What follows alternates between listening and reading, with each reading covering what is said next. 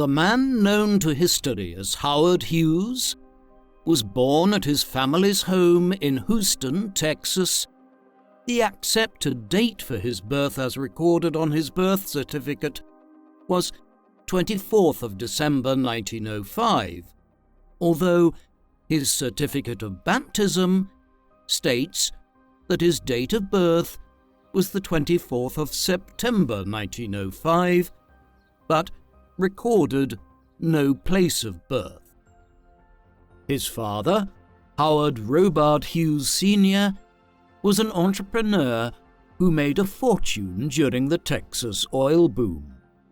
His mother, Arlene Garno, daughter of a distinguished Dallas judge, became a full-time homemaker and mother after her marriage to Hughes. Arlene and Howard's courtship was rather short, only a few months in fact. Despite his fairly modest means at the time of his marriage, Arlene's family quite approved of Howard, who was handsome, charming, decently well-educated, and undeniably ambitious. Though he had dropped out of Harvard after his first year and later dropped out of law school, he had nonetheless managed to pass the bar exams and became a qualified lawyer without having completed his education. A restless sort, Hughes soon discovered that, as a profession, the law did not suit him. His most passionate interest had always been mechanical things and new inventions. He enjoyed taking things apart and putting them back together just to see how they worked. Yet, above all, Howard was determined to be a rich man. After giving up the law, he traveled throughout the United States, involving himself in several mining and oil ventures, all with highly variable results. He might make $50,000 in one venture, but then find himself $50,000 in debt following the next. The Texas oil boom, which began in 1901, attracted hundreds of hungry oil prospectors whose fortunes would change overnight, of whom Hughes was just one. Howard eventually partnered with fellow oil prospector Walter Sharp, with whom he built an extraordinarily successful company, the Sharp-Hughes Tool Company. Hughes discovered the flagship product that would eventually make millions for his company by way of a seemingly random stroke of good luck. One night, in the middle of a business trip, Howard stopped in at a bar for a quick drink by himself. Entirely by chance, he met and struck up a conversation with an oil driller named Granville Humerson, who had designed and carved out of wooden spools a prototype of a new kind of drill bit. The fishtail bit, which was one of the most commonly used, took hours to get through rock. His design, Humerson explained, featured a dual cone-shaped bit with 3 interlocking heads, each of which would spin continuously, ensuring that the drill would bore much more quickly and efficiently through rocky deposits. He had tried to sell his idea to a few wealthy oil drillers, but no one, as of yet, had shown interest or confidence in his invention. Hughes was wise enough about mechanics and experienced enough in oil drilling to see the opportunity in an instant, and he promptly offered Humerson $150 for his idea and the wooden prototypes. Humerson happily agreed. Hughes promptly borrowed $1,500 from his partner, Sharp, hired a lawyer who specialized in patent law, and soon secured a patent to the drill bit. But in his name alone. Eventually, he would hold the patent not only in the US, but in 13 other countries as well. When it was tested, the efficiency of the new drill bit astounded the workers on site, who dubbed the new drill bit the Rock Eater. The Hughes drill bit would eventually be used by countless oil drilling operations worldwide throughout the 20th century. By the time his son was ready to start school, Howard Hughes Sr. had laid the groundwork that would eventually make his only child the richest and one of the most powerful men in America. Howard's mother, Arlene, was much more reserved than her husband. They made an attractive and well-suited couple, but where he was outgoing, charming, and a strong personality, she was soft-spoken and shy in company. Howard had close and caring relationships with both of his parents during childhood, but he was particularly attached to his mother, with whom he spent the most time. Though the details are unclear, Arlene reportedly had a difficult pregnancy and labor experience with her son, and subsequently, her doctor advised her not to attempt having any more children for the sake of her health. As her only child, Arlene utterly devoted herself to Howard's care and nurture. Howard Sr. traveled a great deal for business during the first 5 years of his son's life, but Arlene always remained with Howard Jr. She never hired a nurse or a nanny for him, despite the fact that she and her husband could certainly afford it, but took personal charge of his daily care and early education. Arlene saw to Howard's meals, his clothes, and his daily bath herself. She played with him, taught him to read, and took him everywhere with her, whether on daily walks, household errands, or family visits. Arlene was often anxious, particularly about health and cleanliness, a pronounced preoccupation she passed on to her young son. She watched him constantly for any sign of illness. A rash, digestive distress, or a slight fever could cause her significant alarm. Whenever there was an outbreak of disease of any sort in the Houston area, Arlene was quick to take her son out of town until the trouble passed. She gave him doses of mineral oil daily and agonized over any perceived changes in his health, physical or mental. Contamination, Howard's biographers have noted, was a cause of major concern and worry in his childhood home, one which would mushroom throughout the course of Howard's life into an immense and sometimes overwhelming obsession. When he was 6 or 7 years old, Howard's parents enrolled him at the Prosso School in Houston, an elite private elementary school. Howard, his teachers noted, was an intelligent boy, but only an average student. Like many children not sufficiently motivated to learn, Howard took little interest in most of his studies and tended to neglect those subjects he did not enjoy. Like his father, he showed a fascination for mechanical things, becoming passionately interested in new electronics. He often left his homework incomplete in favor of pursuing any number of small engineering projects. Howard was one of the first, if not the first person in the city of Houston to build his own wireless radio set. Those parts he could not purchase locally or order by mail, he scavenged by taking apart his family's doorbell. Happy and encouraged by his son's interests, which seemed to match his own, Howard Sr. set young Howard up with his own little work table at the Sharp Hughes Tool Company, where he could examine, assemble and disassemble mechanical and electronic bits and pieces to his heart's content.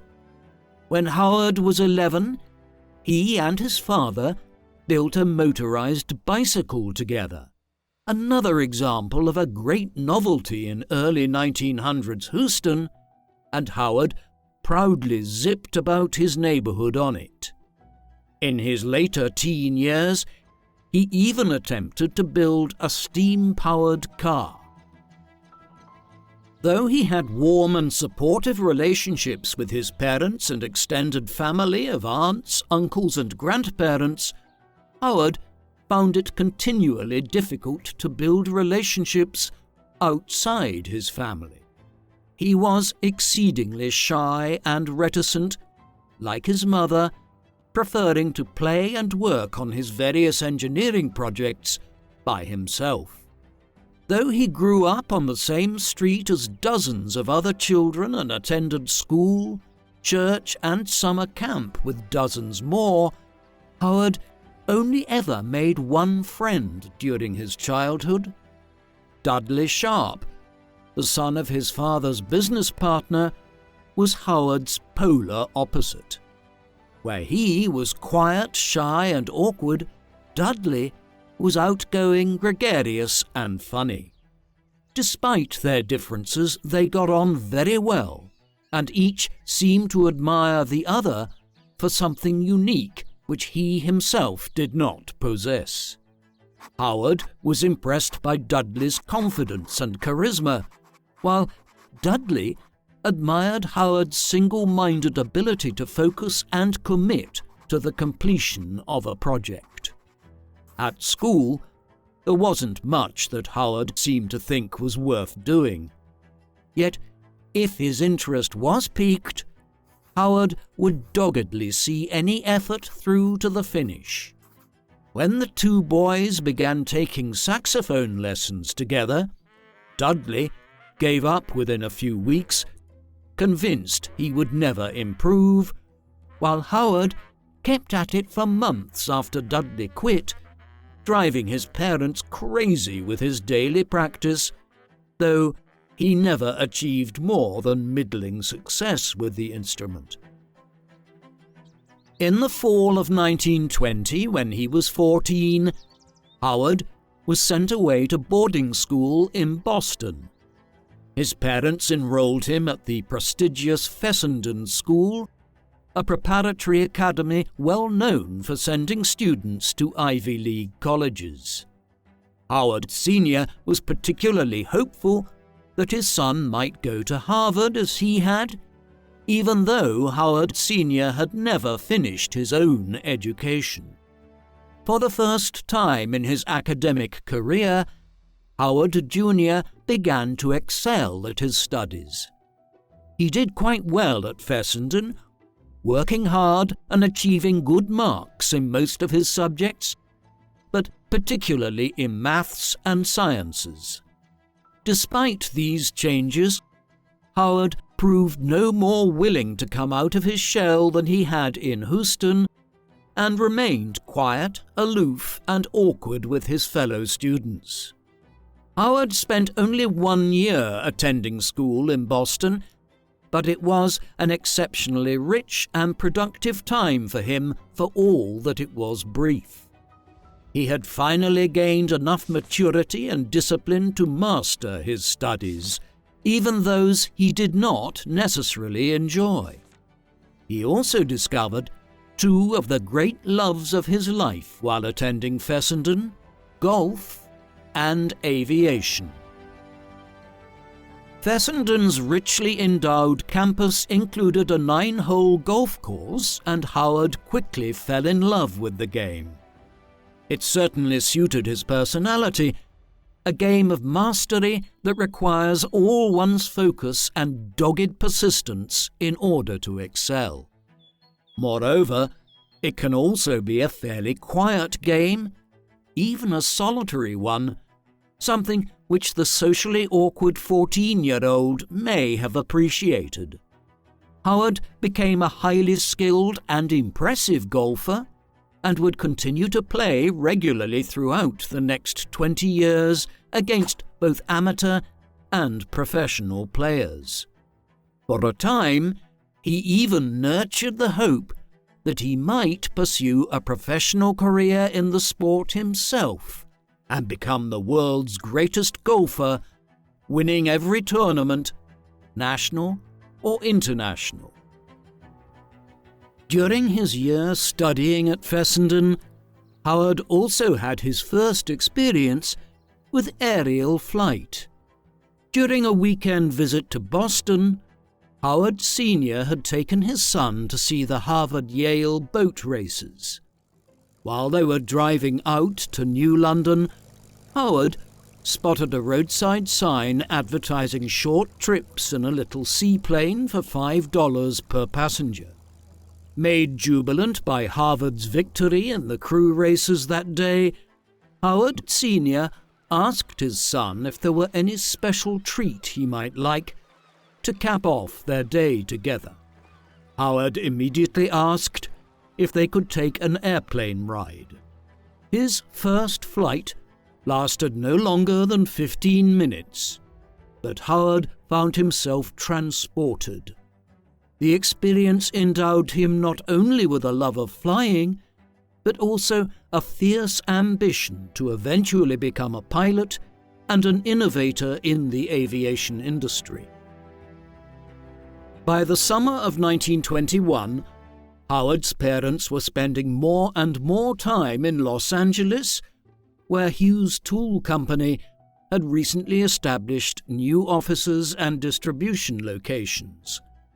Rather than send their son all the way back to the East Coast to continue high school, Eileen and Howard Sr. instead enrolled their son at the Thatcher School, a small private academy in Ojai, California, where he could be reasonably close to them. Since Thatcher admitted only about 60 students at a time, they were full by the time the Hughes family applied. Howard Sr. may have secured his son's admission with the offer to build a new auditorium for the school. Howard continued to do decently well academically at Thatcher, but unfortunately, he proved no more willing or adept at making friends, continuing to spend most of his time alone. In a rare instance of social courage, however, he auditioned for and won a part in the school play that year, in which he played a detective. In March of 1922, when Howard was 16 years old, he experienced the first and perhaps the most terrible grief of his life when his mother died, quite suddenly. She had been admitted to hospital in Houston for what surviving records refer to vaguely as a curettage procedure, which usually involves removing excess material from the lining of the uterus. It is possible that Eileen Hughes might have had a miscarriage and was receiving aftercare measures. Whatever the cause, Eileen Hughes is believed to have died as a result of the anesthesia rather than the procedure itself. She simply never woke up, dying shortly after surgery at the age of just 38. Both her husband and son were utterly devastated by Eileen's death and reacted to it very similarly. Grief was a dark, terrible thing that had to play out in private. Howard never spoke about his mother's death, even to his father, who was equally broken-hearted following his wife's passing. Howard Sr. left the family home in Houston within days of Eileen's death and never returned, unable to bear the house without her. He traveled instead to Los Angeles, leaving the able managers and administrators at the Texas headquarters of his company to run the business quite independent of day-to-day micromanagement, as he always had. Howard Jr. was as grieved by Eileen's loss as his father, and deeply worried about him. He considered leaving school and joining Howard Sr. in Los Angeles. While both Howard Sr. and the Thatcher School's headmaster saw the value in persuading the boy to finish out the school year, they eventually both agreed that what he needed most was to be with his family. Howard Sr. was secretly relieved and content to have his son move to Los Angeles to be near him, though Howard Jr. never did finish high school. As it turned out, it didn't matter. Howard Sr. was now so rich that a generous donation now served to get him whatever he wanted. During the year following his mother's death, Howard lived with his Aunt Annette, his mother's sister, in Pasadena, while his father stayed in Los Angeles, closer to his business activities, though father and son spent time together every week. Thanks to a hefty donation from his father, the California Institute of Technology permitted Howard to attend classes and receive private tutoring from professors, although he received no credit and was never formally registered there. On Sundays, he usually joined his father for lunch at his Uncle Rupert's house in Los Angeles.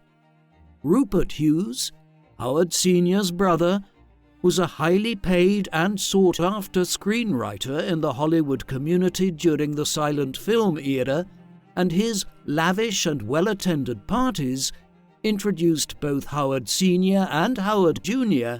to a glittering world of film stars and movie magic that both father and son alike found attractive and exciting. In the autumn, Howard was sent back home to Houston to attend Rice University. Biographers have assumed that he was admitted with yet another hefty donation from his father, since he lacked a high school diploma. Howard's Aunt Annette returned with him, and the two moved back into the family home, where Howard Sr. hoped that his son might find some stability once again, though he himself could still not bear to return. In fact, he returned to Houston itself only once during the 2 years following his wife's death. In January of 1924, Howard Hughes Sr. came back to the city that haunted him to attend a business meeting at his company headquarters. He suffered a massive heart attack during the course of the meeting and died soon after losing consciousness. He was 54 years old. The loss of his father, coming so soon upon the heels of his mother's death, stunned Howard. He had turned 18 just a few weeks before, and now he was on his own. Howard underwent noticeable personality changes following the deaths of his parents. He became harder, much more independent, and fiercely self-possessed. An individualist with a notably rebellious and contrary spirit toward anyone who doubted his ability to achieve whatever he wanted. He had inherited his mother's phobia of germs and contamination, and the sudden and traumatic deaths of his parents had given him a sense of disquieting fatalism that he might also be destined for an early grave.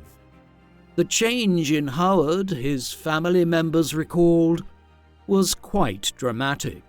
Formerly a preternaturally polite, well-behaved, timid, and biddable boy, he now outrightly refused to be told what to do.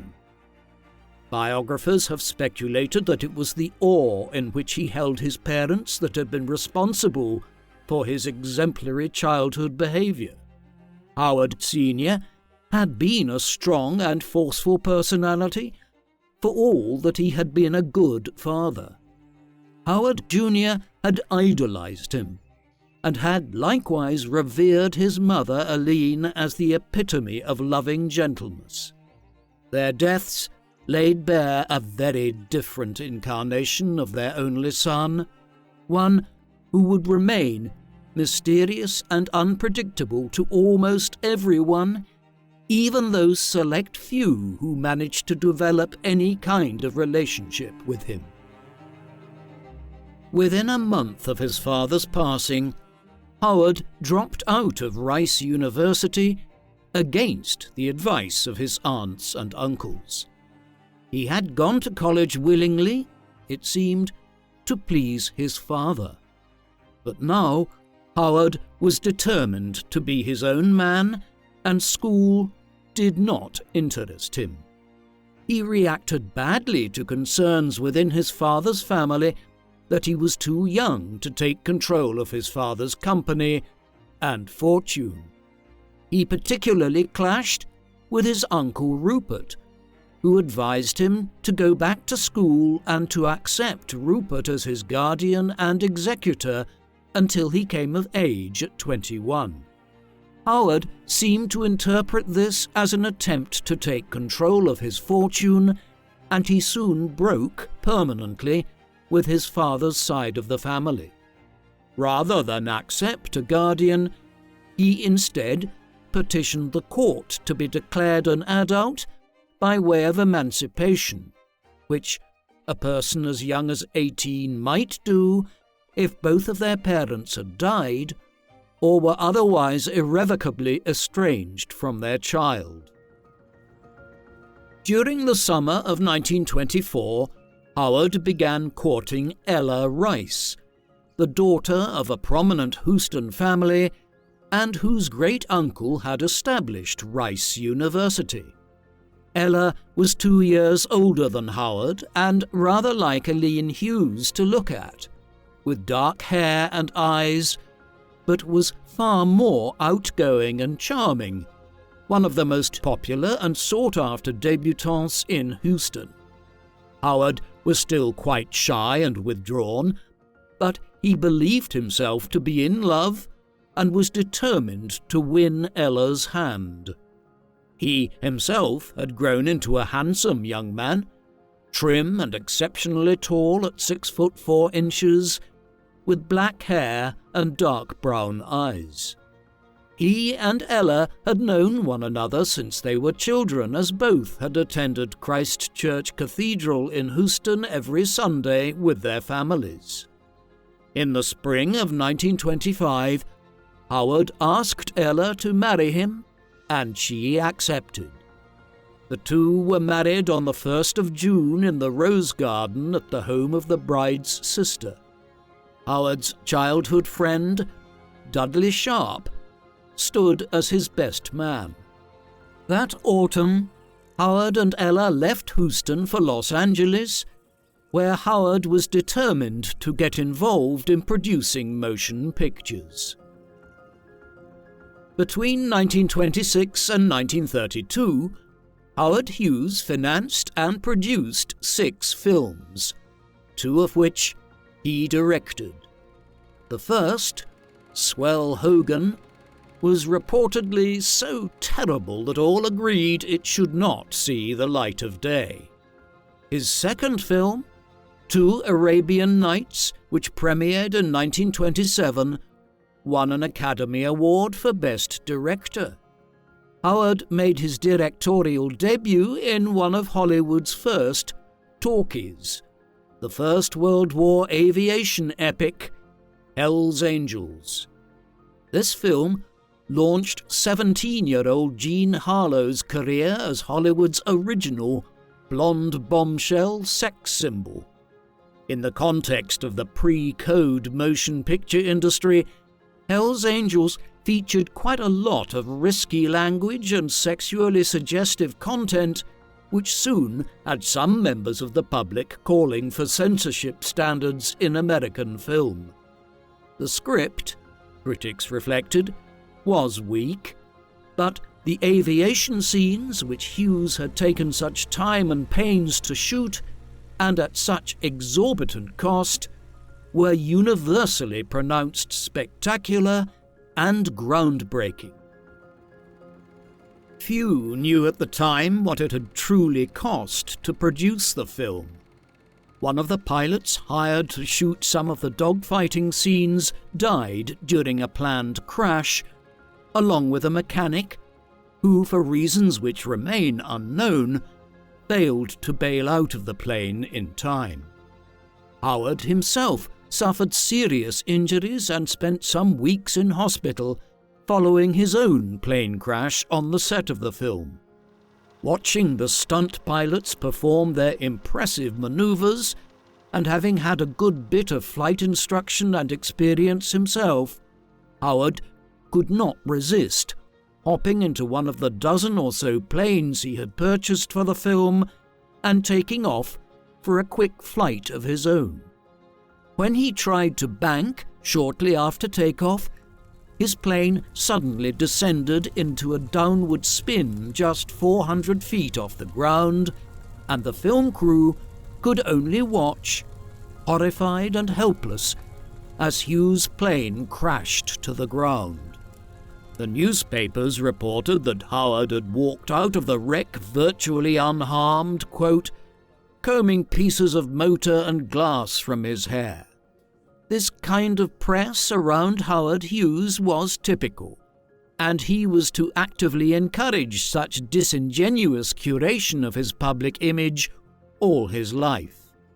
In fact, Howard had been pulled unconscious from the smoking wreck with one cheekbone crushed, requiring facial reconstructive surgery and weeks of recovery.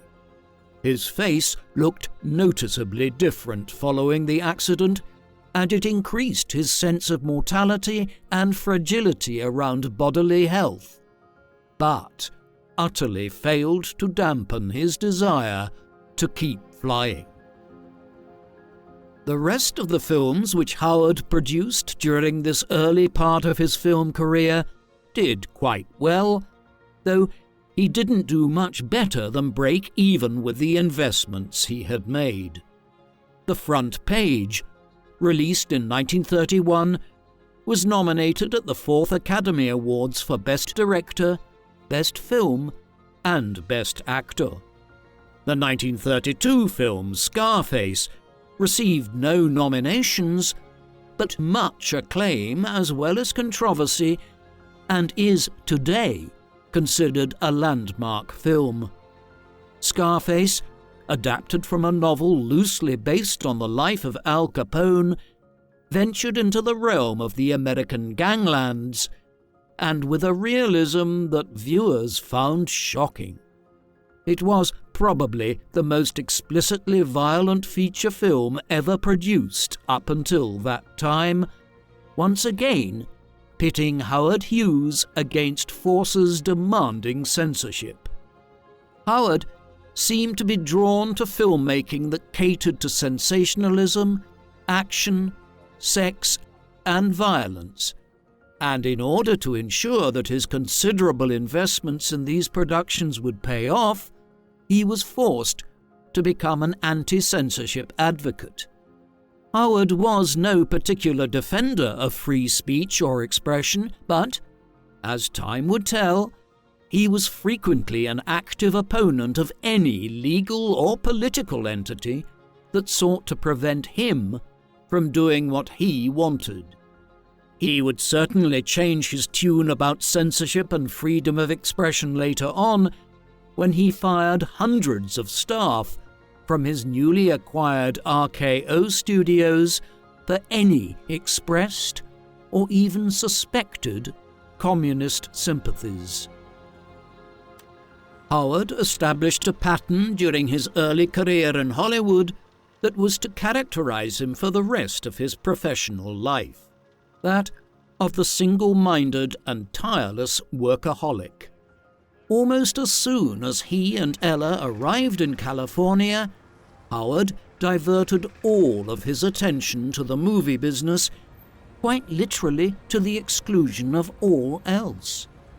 He had established Ella in a lovely house in Pasadena, where she soon made friends among the local social set, but Howard refused to allow her to mix with his Hollywood friends and colleagues in the Los Angeles area, where he spent the bulk of his time.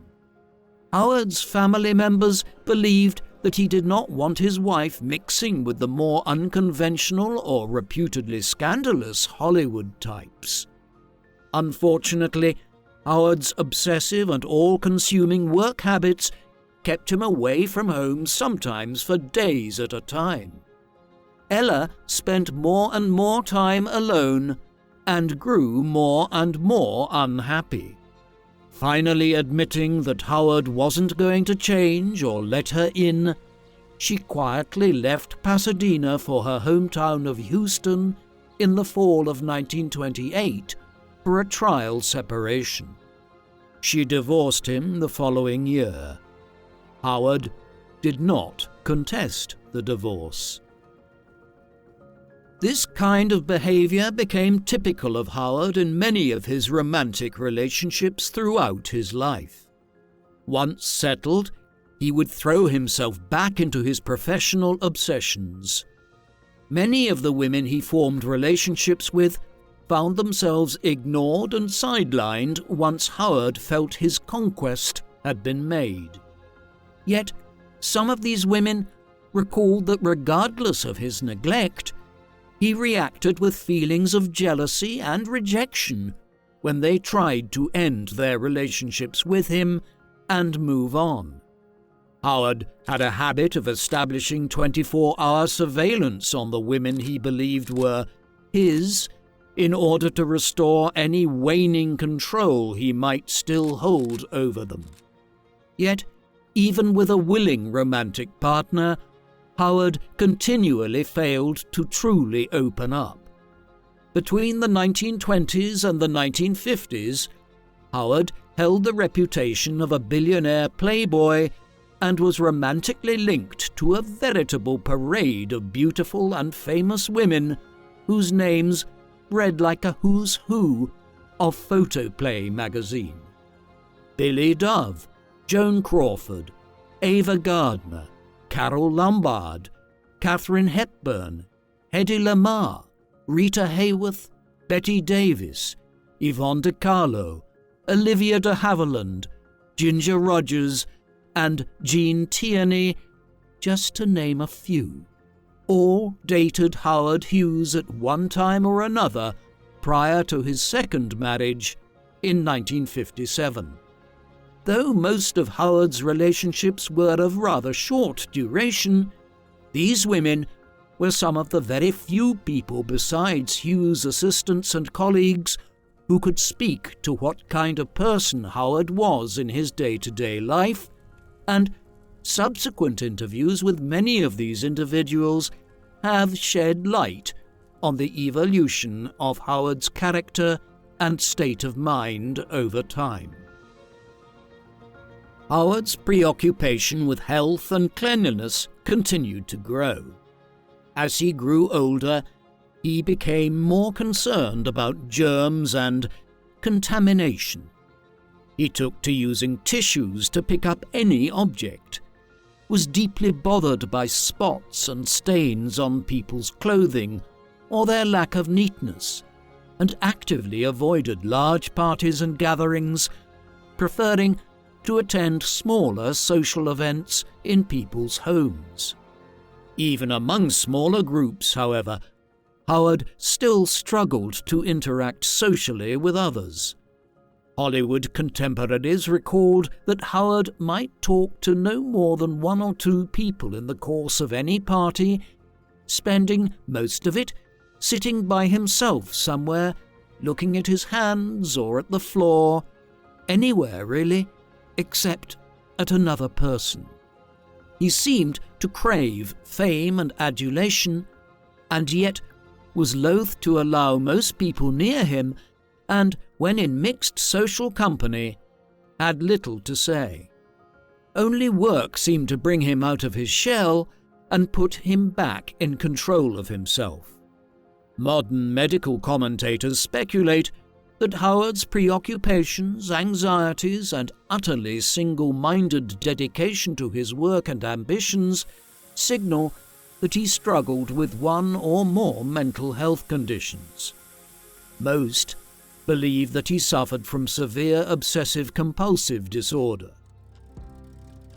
During the 1930s, perhaps owing to his ever-expanding collection of airplanes that began during the making of Hell's Angels, Howard Hughes began to pursue the aviation field much more actively. In fact, he did not go back to producing films until the following decade, and while the rest of America was struggling through the Depression, Howard poured himself into the pursuit of aerospace innovation. He established the Hughes Aircraft Company, purchased land for the construction of airfields, rented out whole sections of airport hangars for workspace, and hired the most brilliant engineers, the most skilled mechanics, and the most experienced pilots to help produce what he hoped would be the world's fastest plane. By 1934, Howard and his team had produced the H-1 Racer. Though they were not the original innovators of any one of the plane's remarkable features, no plane had ever featured all of them in the same design, including the short, curved, high-speed wings, drag-resistant structure, and retractable landing gear. Piloting the H-1 Racer himself, Howard Hughes set several impressive airspeed records, winning many accolades throughout the decade, including the 1936 and 1938 Harmon Trophies, the 1938 Collier Trophy for Excellence in Aviation, and a Congressional Gold Medal in 1939. Just as Lucky Lindy, or Charles Lindbergh, was one of the most popular and admired public figures of the 1920s for his successful solo flight across the Atlantic, Hughes became incredibly famous for pioneering this still relatively new technology. In 1938, he set a new record of just 91 hours for a flight around the world, beating the previously held record in less than half the time.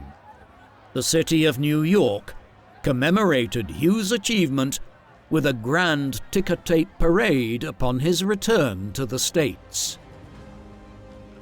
Howard did not get back to making movies until the early 1940s, but he did not abandon his aviation pursuits. Far from it.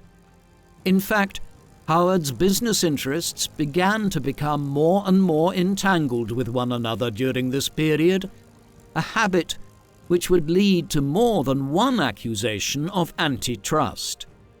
Via the rich purchasing power of the Hughes Aircraft Company, which was, in fact, funded by the still lucrative Hughes Tool, Howard began to quietly acquire stock in RKO Pictures in the early 1940s, and by 1948, he became the majority shareholder in the film company, whose value comprised the studio itself and its productions, but also a nationwide chain of movie theaters. Howard himself produced 9 films for RKO over a 14-year period, including the 1943 film The Outlaw, which he personally directed and which starred actress Jane Russell in her breakout film role. At the same time, Howard was beginning to build Hughes Aircraft into a major defense contractor. With the increasing possibility of the United States becoming engaged in World War II, Hughes used his reputation and achievements to secure government contracts worth tens of millions to produce aircraft and various other technologies for the US military. None of the planes designed or built as prototypes by Hughes Aircraft were ready before the end of the war. Neither did any of the government orders see completion. In May of 1943, an S-43 Sikorsky crashed during a flight certification test with Hughes himself at the controls, killing one of the inspectors as well as a Hughes aircraft employee. Howard also crashed the XF-11 during its test flight and was nearly killed. He had reportedly gone beyond the maximum 45 minutes of flight time when the plane began to fail. He attempted an emergency landing at a Los Angeles golf course, but instead crashed into a residential Beverly Hills neighborhood, setting fire to 3 homes and suffering critical injuries. Howard spent several months in hospital recovering from a broken collarbone, several cracked ribs, and terrible burns on his hands and chest. Perhaps the most egregious example of wasted money, both Howard's and the US government's, was the H-4 Hercules aircraft, known more popularly as the Spruce Goose. It remained the largest aircraft ever built until 2019. A flying boat with a body of laminated birch, not spruce, intended to transport enormous amounts of troops and supplies across the Atlantic. Designed to carry numerous tanks, as well as other airplanes, the H-4 was 5 stories tall and had a wingspan the length of an American football field. It flew only once, in November of 1947, with Hughes piloting successfully through the test flight. He had been determined to prove it could be built and that it would fly, and continued to pour his own money into the project for 3 more years after the military cancelled the contract. Howard also began to acquire stock in Trans World Airlines, known more familiarly as TWA, in 1939, eventually gaining a 78% controlling interest by 1944. He did not, however, build the planes used by the airline himself, buying them instead from Lockheed and Boeing. Hughes may have been an impressive pilot and a generally capable engineer, but he was not experienced or knowledgeable enough as an aviation designer, which his career as a defense contractor demonstrated. Throughout his career building airplanes, he showed a distinct habit of micromanaging and antagonizing lead designers and engineers who considered him simply too difficult to work with. Howard tended to react badly to things he didn't want to hear, but which were nonetheless true. He was also reputed to get bogged down and paralyzed by details, missing the big picture completely. The most unsung achievements of the Hughes Aircraft Company during the early stage of aviation were actually the most successful. Howard may have failed to produce a more useful plane than the H-1 Racer, but Hughes Aircraft actually produced a great many new technologies as a military contractor during the 1940s, including the earliest reconnaissance and communications satellites, the first working laser, and advanced navigation and in-flight computer systems. In the mid-1940s, about a year after his second plane crash and amid a storm of government protest over his military contracts, Howard Hughes suffered his first nervous breakdown. Howard quite literally worked all the time. He no longer communicated with his family and had no real friends besides his professional colleagues. In the fall of 1944, he temporarily and quietly delegated all of his authority to his administrative assistant, Nadine Henley, and then essentially dropped off the face of the earth for several months. Years later, a former mechanic of Hughes aircraft reported that he and Howard had spent the time on an extended vacation under assumed names, traveling back and forth between hotels in Las Vegas and Reno, Nevada, and Palm Springs, California. It would not be the last time that Howard, one of the most famous men in America, would completely disappear from public view.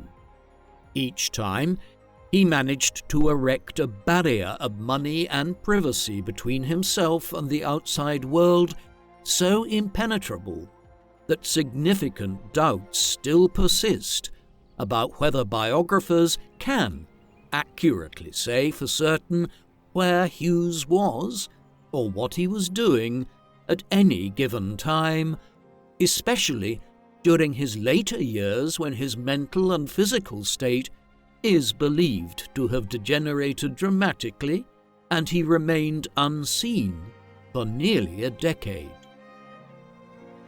During the 1950s and 1960s, Hughes faced accusations of creating a business monopoly and attempted indictments for antitrust. He was forced to sell RKO Pictures and TWA, nonetheless making hundreds of millions from these transactions. The antitrust accusations may have been the reason why Hughes sought to establish the Hughes Medical Institute by 1953.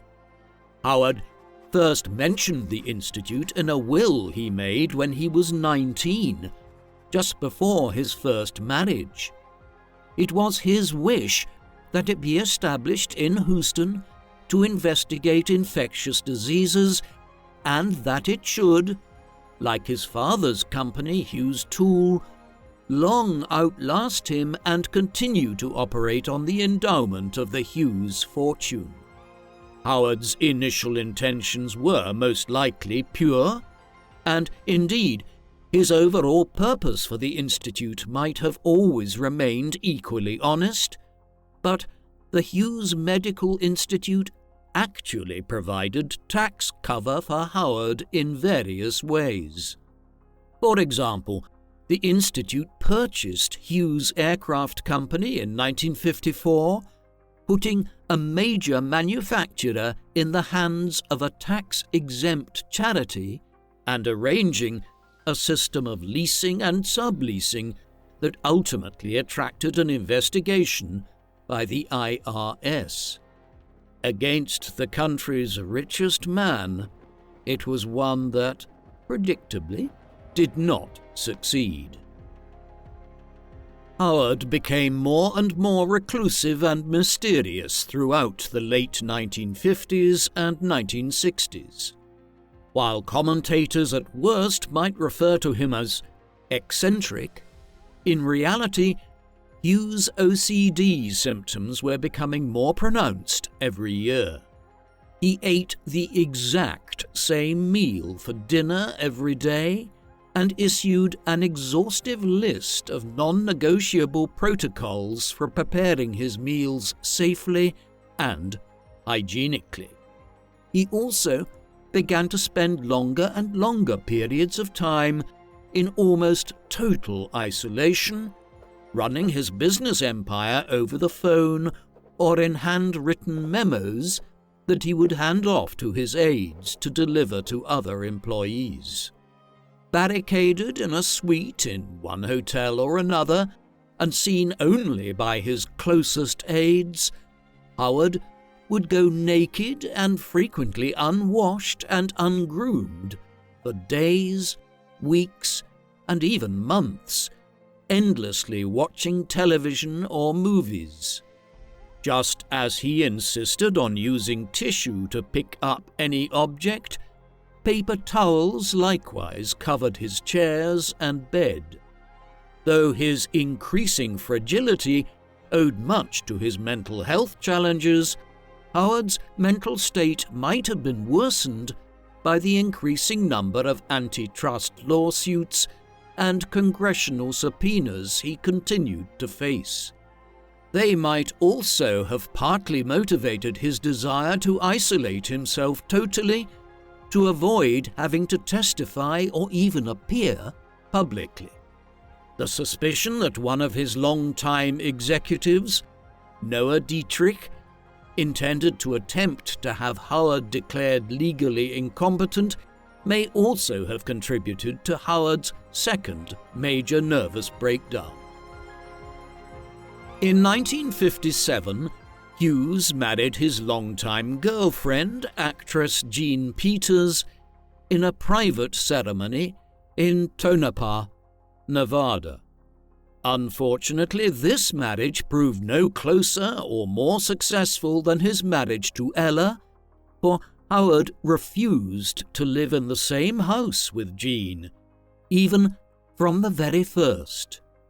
They returned to Los Angeles together after the wedding and often traveled together in the ensuing years, but they always stayed in separate suites and often in separate hotels. Peters finally initiated divorce proceedings against Hughes in 1970, claiming she had not actually seen him since 1966. Their divorce was finalized in 1971. In fact, by 1966, Howard Hughes had not been seen in years by anyone except 2 or 3 personal aides who took care of his daily needs, carried his handwritten memos for delivery to his business associates, and kept everyone else at bay. Though he had gone into almost complete seclusion, his determination to continue to do business remained as strong as ever. In November of that year, Howard quietly arrived in Las Vegas by train from Boston. He promptly checked into the Desert Inn, taking over the entire top floor of the hotel. After 4 months of residency, the owners of the hotel began pressuring Hughes to vacate the penthouse. Instead, he purchased the entire resort. It was the beginning of another single-minded obsession: to remake Las Vegas and to own as much of it as possible. Howard believed that Vegas should be a city of luxurious sophistication and class, not a family resort with a cheap carnival-like atmosphere as it appeared to him. Over the next 4 years, he acquired multiple casinos and hotels. He also managed to bribe almost every county and state official all the way up to the governor with campaign contributions and regular payoffs in order to maintain influence over state and local policy, legislation, and law enforcement. He purchased KLAS, a local television station for which he personally instructed the staff with regard to programming. Eventually, these activities would land him in another antitrust lawsuit, which arrived just on the heels of the judgment in his TWA lawsuit, which cost Hughes nearly $150 million.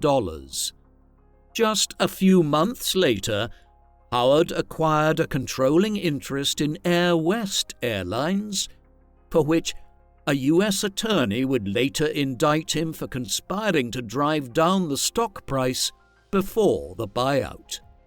Howard would have to keep moving in order to avoid further subpoenas. Hughes is believed to have spent the last 6 years of his life abroad, continuing to conduct business secluded and closely guarded in various luxurious foreign hotels. He fled first to Nassau, Bahamas, and then later Vancouver, Canada, and Managua, Nicaragua. He was supposedly desperately ill throughout this period, reportedly weighing no more than 100 pounds and covered in bed sores. Some reports state that the plane crashes in which he'd been involved had led to a nerve disorder which caused him constant pain. His hygiene was reportedly abominable, with hair and nails which were trimmed only once a year, if that. Howard was said to have managed this terrible existence with huge amounts of codeine, which he received by intravenous injection and to which he had become hopelessly addicted. According to public record, Howard Hughes died on board a private plane traveling from Acapulco, Mexico to Houston, Texas on the 5th of April 1976, the victim of an unintended overdose of painkillers which made his kidneys shut down. His body and identity were confirmed using his fingerprints, and he was laid to rest in Houston next to his parents, Howard Sr. and Arlene Hughes. This official story remained unchallenged until 2015, when a new biography was published claiming that Hughes had faked his own death, adopted a new identity, married again, and lived out the rest of his life in Troy, Alabama, dying in November of 2001 at the age of 95. According to this account, Hughes had a body double since 1958, and the Howard, whom everybody identified as the sick and dying recluse, was not Hughes at all, but the unfortunate ringer, whose condition had degenerated horribly after someone, thinking the double was indeed Howard, had attempted to murder him by shooting him in the back of the head. This, the biographer claims, explains why some witnesses claimed to have seen Howard personally during the last few years of his life looking, quote, healthy, well-groomed and sharp, while those who caught brief glimpses of the reclusive Howard would swear that the poor, confused, and terribly sick creature could not possibly be the same man. While these claims are difficult, if not impossible, to fully substantiate, it is not entirely beyond the realm of possibility that Howard might have sought to fake his own death in order to escape indictment. He had a long history not only with cloak and dagger business practices, but also a long and close acquaintanceship with the CIA. Two former storefront CIA operatives, Robert Mayhew and Robert F. Bennett, had worked for Hughes as his right-hand men at different times. Howard also provided cover in 1971 for the secret CIA operation to raise and confiscate the sunken Soviet submarine K-129 from the bottom of the Pacific, including the 2 nuclear weapons on board. Hughes allowed the press to believe that the Glomar salvage vessel was his own and that its mission was deep-sea mining. Most cloak and dagger of all, Howard was even indirectly implicated in the Watergate break-in at Democratic National Committee headquarters on June 17, 1974. Former CIA operatives working for presidential candidate Richard Nixon were instructed to steal documents that would inform the Nixon campaign about what the Democratic campaign might or might not know about Nixon's illegal activities.